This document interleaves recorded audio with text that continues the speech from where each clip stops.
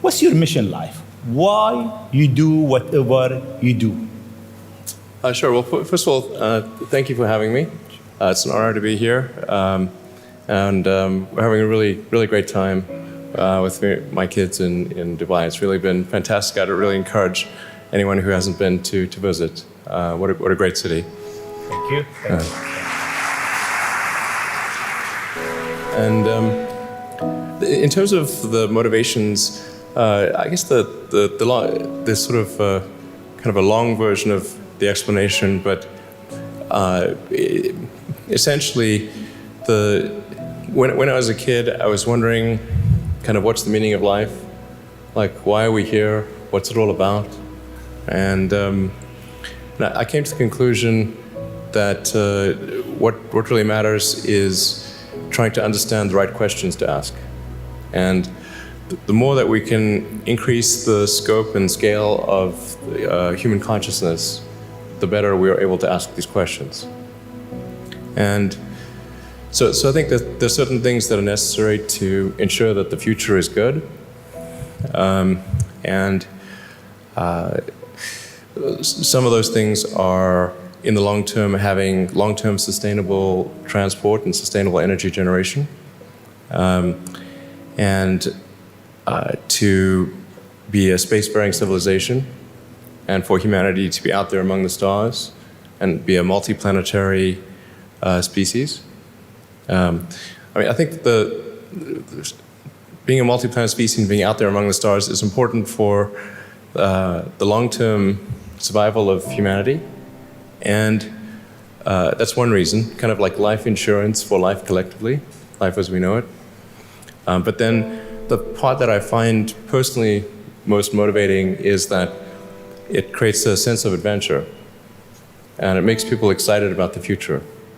If you consider two futures, one where we are forever confined to Earth until eventually something terrible happens, or another future where we are out there on many planets, maybe even going beyond the solar system, I think that second version is incredibly exciting and inspiring, and there need to be reasons to get up in the morning. Life can't just be about solving problems. Otherwise, what's the point? There's got to be things that people find inspiring and make life worth living. So what is life for you? I mean, you look at our life, and I heard you before speaking. Is it a dream? Is it Is life real? a dream? Is it a million D? What is life for Elon Musk?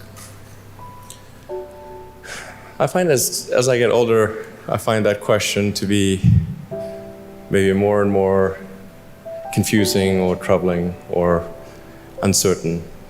I think particularly when you see the advancement of something like video games, like say 40 years ago, you had video games. The most advanced video game would be like Pong, where you had like two rectangles and a dot. You're like batting it back and forth. I played it. Oh yeah, me too, exactly. I played Pong. Exactly, it sort of dates you a little bit. But yeah, we both played the same game.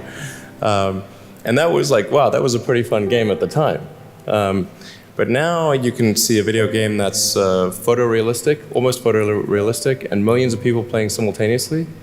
And you see where things are going with virtual reality and augmented reality. And if you extrapolate that out into the future with any rate of progress at all, like even 0.1% or something like that a year, then eventually those games will be indistinguishable from reality. They'll be so realistic, you will not be able to tell the difference between that game and the reality as we know it. And then it seems like, well, how do we know that that didn't happen in the past and that we're not in one of those games ourselves? Interesting. I mean, could be. Everything is possible in life. I mean, particularly like things seem to be accelerating to something. Isn't it? I mean, if we look at our life, it seems in the past 100 years, life been accelerating quite fast. Yeah. In the past 20, It's much getting faster. faster and faster. Is it more slow? So my question is really, how life will be in Earth 20, 30, 50 years from now, our education, our transport. How do you see it?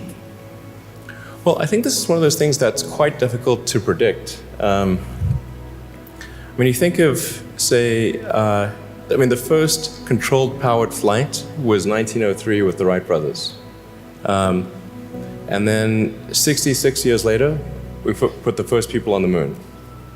I mean, that if you'd ask people, say in 1900, what are the odds of, man landing on the moon, they would have said that's ridiculous. And if you try to talk to them about the internet, they would not even know what the heck what are you even talking about? Like, this sounds so crazy. But today, with a $100 device, you can video conference with anyone in the world, on the other side of the world. And if you have a Wi-Fi connection, it's basically free. Free to have an instant visual communication with anyone, or even with millions of people. With social media, you can communicate to millions of people simultaneously. You can Google something and ask any question. It's like an oracle of wisdom that you can ask almost any question and get an instant response. It would have been incredibly difficult to predict these things in the past, even the relatively recent past. So I think the one thing that we can be quite certain of is that any predictions we make today for what the future will be like in 50 years will be wrong. That's for sure. I mean, I think directionally, I can tell you what I hope the future has, as opposed to maybe what it will be, because this may just be wishful thinking. I hope we are out there on Mars and maybe beyond Mars, the moons of Jupiter. I hope we're traveling frequently throughout the solar system, perhaps preparing for missions to nearby star systems. I think all of this is possible within 50 years. And I think that'll be very exciting to do that. And I think we'll see autonomy and artificial intelligence advance tremendously. I think that's actually quite near term. My guess is in probably 10 years, it will be very unusual for cars to be built that are not fully autonomous. 10 years. 10 years from now. Yeah. I think almost all cars built will be capable of full autonomy in about 10 years. As it is, the Tesla cars that are made today have the sensor system necessary for full autonomy, and we think probably enough compute power to be safer than a person. So it's mostly just a question of developing the software and uploading the software. And if it turns out that that more compute power is needed, we can easily upgrade the computer. And so that's all Tesla's built since October of last year. And other manufacturers will follow and do the same thing. So getting in a car will be like getting in an elevator. You just tell it where you want to go, and it takes you there with extreme levels of safety. And that'll be normal. It'll just be normal. Like for elevators, there used to be elevator operators. You get in, there'd be a guy moving a lever. Now you just get in, you press the button, and that's taken for granted. So autonomy will be widespread.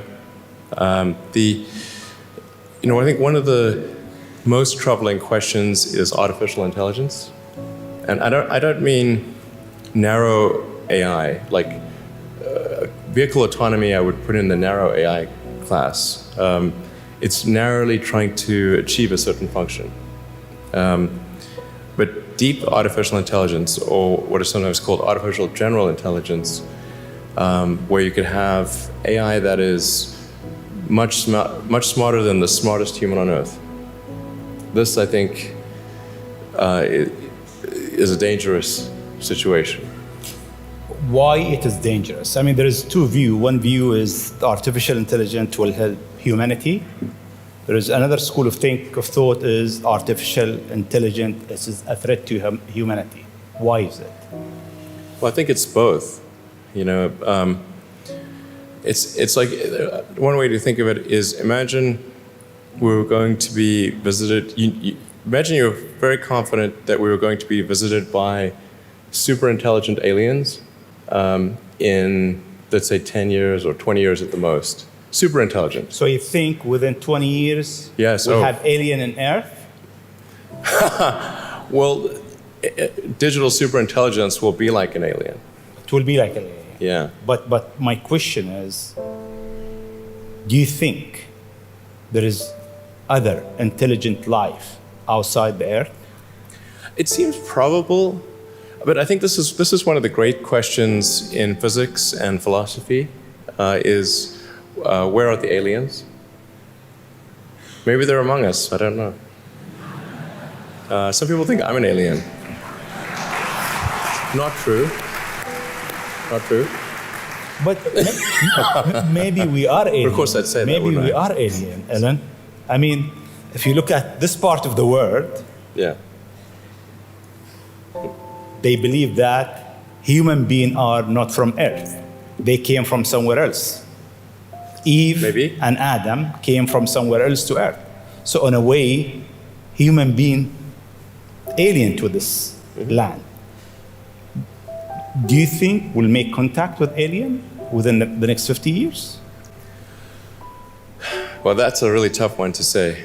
I mean, if there are super intelligent aliens out there, they're probably already observing us. That would seem quite likely, and we just are not smart enough to realize it. But I can do some back-of-the-envelope calculations, and any advanced alien civilization that was at all interested in populating the galaxy, even without exceeding the speed of light, even if you're only moving at, say, 10 or 20% of the speed of light, you could populate the entire galaxy in, let's say, 10 million years. Maybe 20 million years max. This is nothing, in the grand scheme of things. Once you said you want to die on Mars, why? I don't, to be clear, I don't want to die on Mars. It's like, we're all going to die someday. And if you're going to pick some place to die, then why not Mars? Okay. If we're born on Earth, why not die on Mars? Seems like maybe it'd be quite exciting. But so I think given the choice of dying on Earth or dying on Mars, I'd say, yeah, sure, I'll die on Mars. But it's not some kind of Mars death wish. And if I do die on Mars, I just don't want it to be on impact. Okay. Got it. Yeah. Let's come back to Earth, actually. Okay.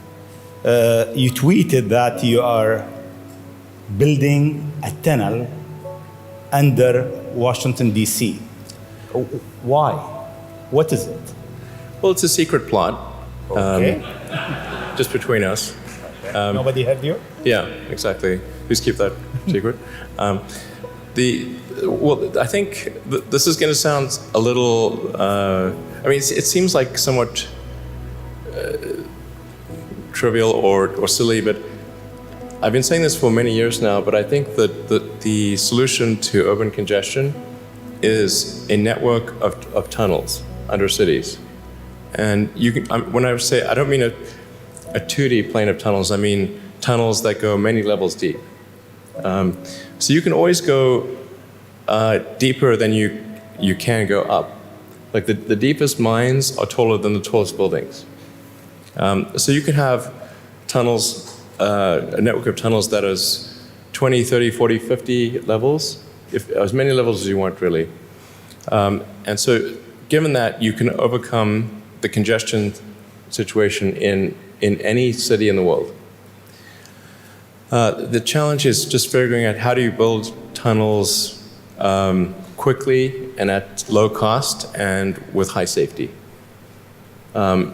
So if tunneling technology can be improved to the point where you can build tunnels fast, cheap, and safe, then that would completely get rid of any traffic situations in cities. And so I think that's why I think it's an important technology. Washington, D.C., LA, and most of the major American cities, most major cities in the world, suffer from severe traffic issues. And it's mostly because you've got these buildings you have tall buildings that are 3D, and you have a road network that is one level. And then people generally want to go in and out of those buildings at the exact same time. So then you get the traffic jam. Let's come back to UAE and Dubai. The first time I met you, it was 4th of June 2015 at your office in SpaceX. And I asked you, would you have a presence in UAE? And your answer was, I'm busy with China. Maybe not in the near future. Yeah. And almost a year and a half later, we are here. Seems time goes quite fast. Yeah. Why now? Well, I think actually things are going reasonably well in China. We had some initial challenges figuring out charging and service infrastructure and various other things, but now it's actually going fairly well. And so the timing seemed to be good to really make a significant debut in this region, starting in Dubai. Okay. In your opinion, what is the new disturbing thing that will come in technology next? What's next in technology? What's next in technology? That will disturb the way we live, the way we think, the way we do business. Well, the most near-term impact from a technological standpoint is autonomous cars, like fully self-driving cars. Like I said, that's going to happen much faster than people realize. It's going to be a great convenience to be an autonomous car, but there are many people whose jobs it is to drive. So in fact, I think it might be the single largest employer of people is driving in various forms. And so then we need to figure out new roles for what do those people do. But it will be very disruptive and very quick. Now, I should characterize what I mean by quick, because quick means different things to different people. There are over 2 billion vehicles in the world, approaching 2.5 billion cars and trucks in the world. The total new vehicle production capacity is about 100 million. Which makes sense because the life of a car or truck before it's finally scrapped is about 25 years. So the point at which we see full autonomy appear will not be the point at which there is massive societal upheaval, because it will take a long time to make enough autonomous vehicles to disrupt employment. So that disruption I'm talking about will take place over about 20 years. But still, 20 years is a short period of time to have, I think, something like 12 to 15% of the workforce be unemployed. Yeah, thank you.